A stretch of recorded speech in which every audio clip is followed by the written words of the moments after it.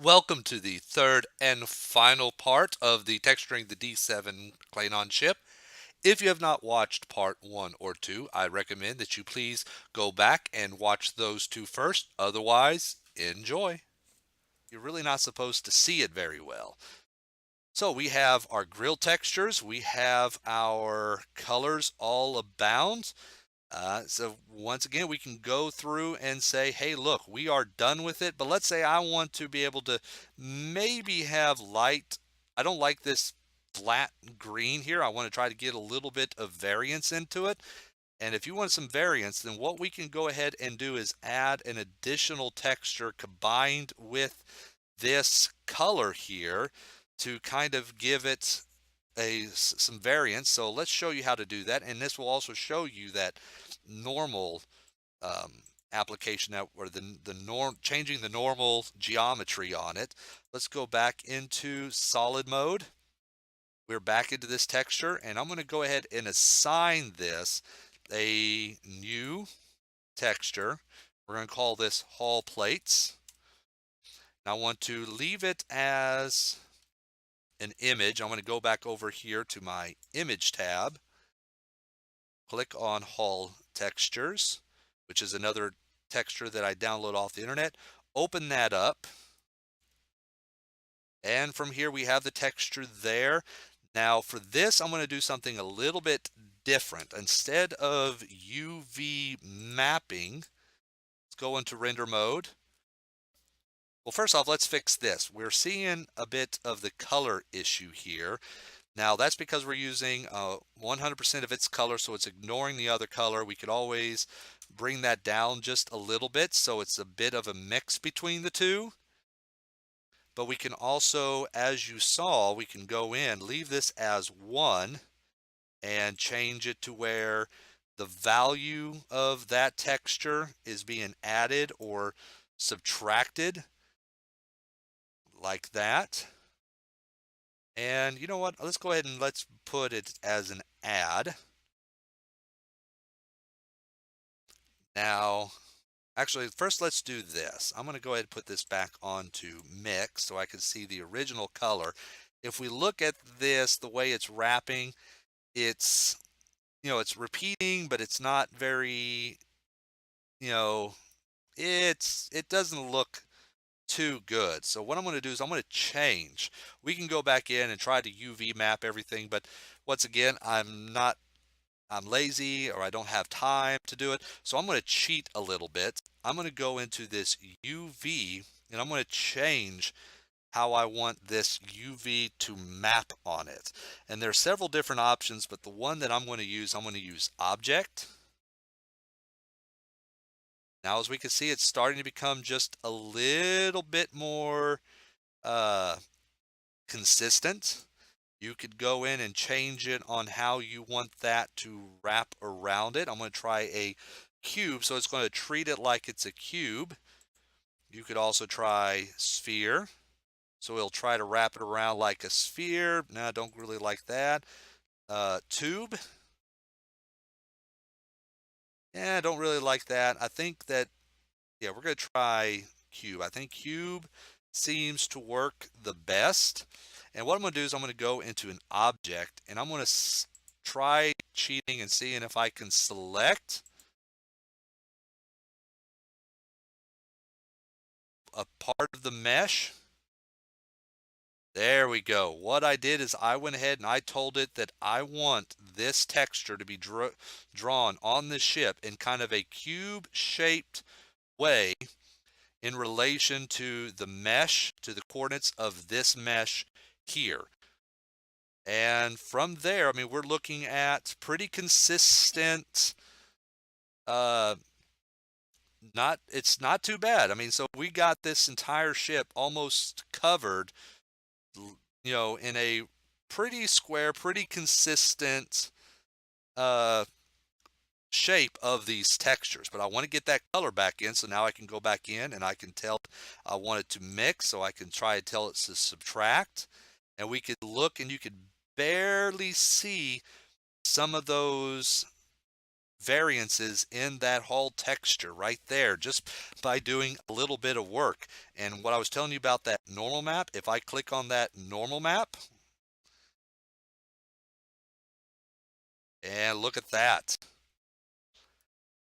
What this is doing, this is what I was telling you earlier, is using this texture and it's trying to fake a 3D look throughout the ship.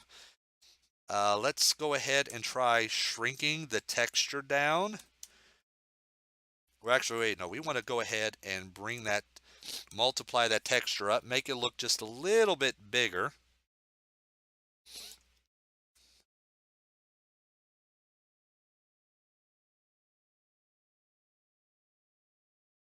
Oops, let's go back to one. I think I'm doing it the wrong way.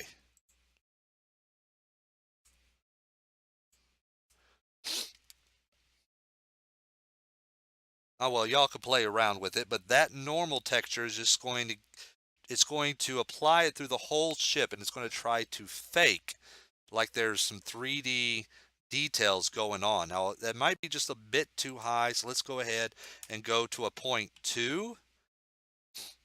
I only want it to just subtly show some hull details there.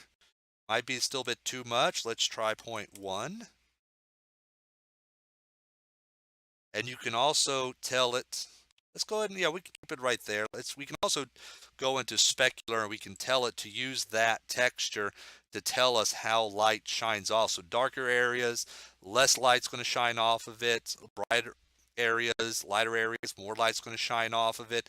That's how you can use a texture in itself to kind of do the Aztec hull plating that you see in starships. So if I come in close, we can see some extra little details that pop into this model without actually doing a whole lot of work and trying to model all those little greebles and stuff in. And from a distance, it does give us slight variations in the color throughout the ship, and that is what we are wanting. So, once again, we can go ahead and we can say, hey, we are done with this ship, but wait a minute, one last thing. There were some decals on this ship, weren't there? Yeah, there was supposed to be some decals, but we're not seeing any decals. We want to put some decals on there, but you don't have time to go through and try to, you know, take this into Photoshop and export this into Photoshop and draw a decal on there, or you're not very good at UV mapping, but I want to put the Klingon emblem right there. Well, I'm going to show you how to do that. We're going to go back into this Klingon green, and I'm going to give it another texture. So back into here, select a new texture slot, give it a new texture, and this one I'm going to put as a logo. Now from here, I'm going to, there we go, slow it down just a little bit. Let's go ahead and go out of render mode here to solid. I'm going to go over to image and I'm going to open, and I have here a couple of Klingons. I think this one right here is the one I'm looking for. I think this is it. Now, yes, this is it. It has a black background. If I was to open this up in any other image, it would be white, but you got to make sure that your image has an alpha channel, because that's what's going to cause this to work. If we was to go into our render mode again, okay, we're seeing what we're wanting to see is that there is indeed an alpha layer, and Blender was smart enough to know there was an alpha layer in there, so it's already checked off to use the alpha layer. If we click that off, it shows the white that we would see if we was to open this in any other image viewer. We want to use that alpha, so it takes out the background, only showing this emblem, and it still retains the color behind it, including the details of the other texture, but it's repeating. I don't want it to repeat. To do that, I want to go ahead and go over here and tell it I want it to, let's see, was it clip, oh, hold up. No, not extend.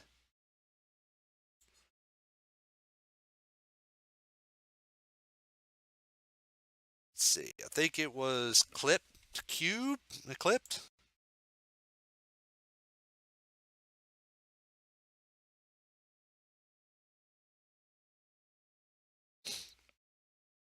Oh, okay, held up. And it's also, there we go. All right. I don't want to necessarily use global. It's just it was using UV, so I was repeating it. I'd wanted to keep it as clip, so it only uses it one time, and I'm wanting to use anything but UV. But global, though, is going to change it. So if I move any part of this ship around, like I take this ship here, this piece right here, and move it, see, the texture moves as well. It's not staying on this mesh. So if I want to keep it on this mesh, I want to assign it an object. But I don't want to assign it any object. I want to create an object. So from right here, I'm going to go ahead and create, select a spot right about there. Now let me just go ahead and write the, oops, there. And I'm going to go ahead and Shift A, and I'm going to add in an empty. It could be anything that you want. I'm going to just go ahead and use plain axis. And what I'm going to go back to do is I'm going to go back to this image, and I'm going to click on this button here, and I'm going to tell it that I want that object to follow would be this empty object right there. And as you can see, that texture immediately, boom, jumped right to this spot here, which is very close to where it is on the ship. Now, once I get it here, I can go ahead, select that empty and rotate it like that, move it around, and even scale it. And that image is going to move around and scale accordingly and place right where I want it. So it's just like placing a decal onto a model. And you could do the same thing with other parts of the ship as well. And, wording and textures and stuff like that, you can do it. And I think you can possibly, no, yeah, I think this is the best way to do it. Now, the only thing that you got to be careful of is that it shows this image is not only showing up there, it's also showing up down there as well. If I was to put, I know there's writing here on this, if I was to put something here, it's going to not only show on that side, but it's going to show on this side and on this side as well, and on this side as well. It's going to show it anywhere where the model intersects. If I was to put it back here, we're going to see it also show up here. It's going to stretch up along there. It's going to show up front of here as well.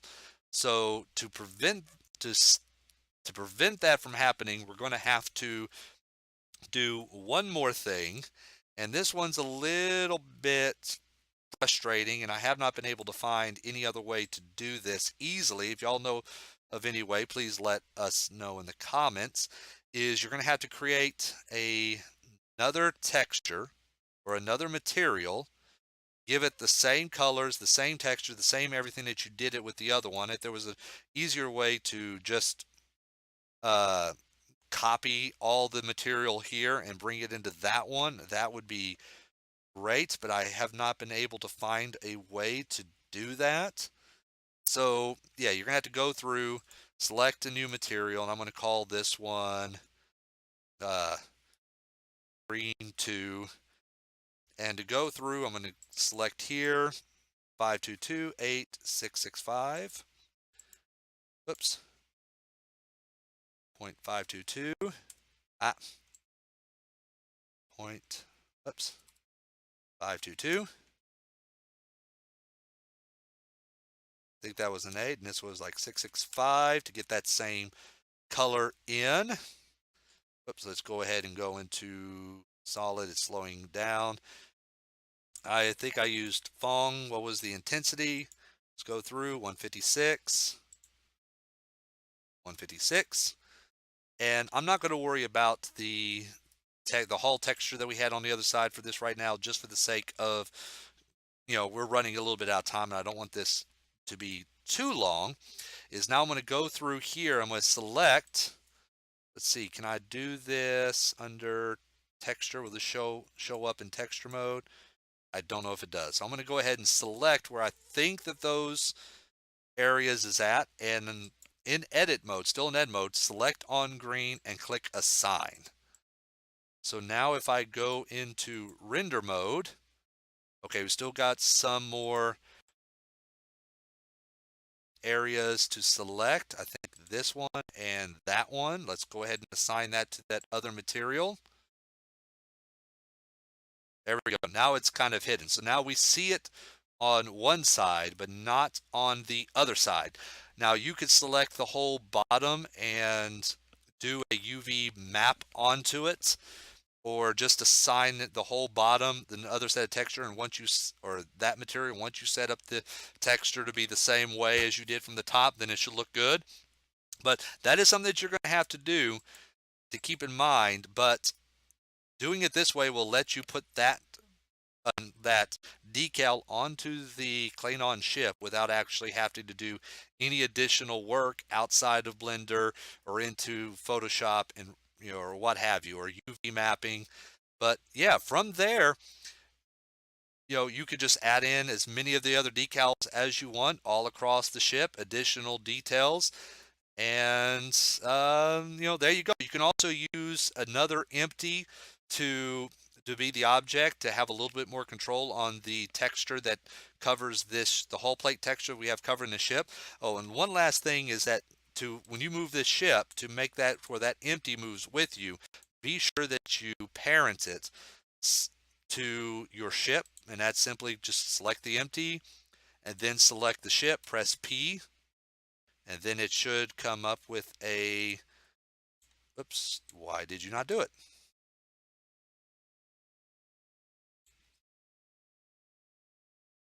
Oh, Control P. I'm sorry. Hold down Control P and parent to that object. So as I move this around, that empty moves around.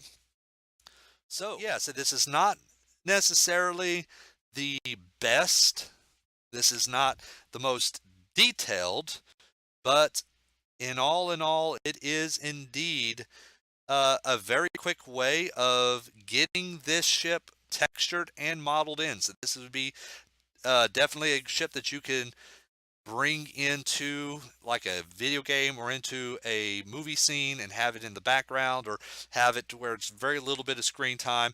And you can also use this kind of tutorial as kind of a launching point, to where if you need more texturing or more modeling done, you can definitely add more to it as you like. Or if you need it, if you don't care and you want it to be less detailed, you can just skip out a couple of these steps.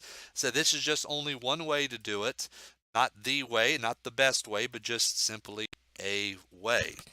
But that's going to conclude this series. So this is the D-7 Klingon cruiser. Some of y'all have been asking for me to do this, so I went ahead and done it. And let me know in the details if there's anything about this that you would like for me to go into more detail on. But until then, I just want to say, this is B-Belt Dan. This is the D7 in Blender. Hope you liked it. Hope you learned something from it. Love to hear from y'all. And I will see you in the next episode.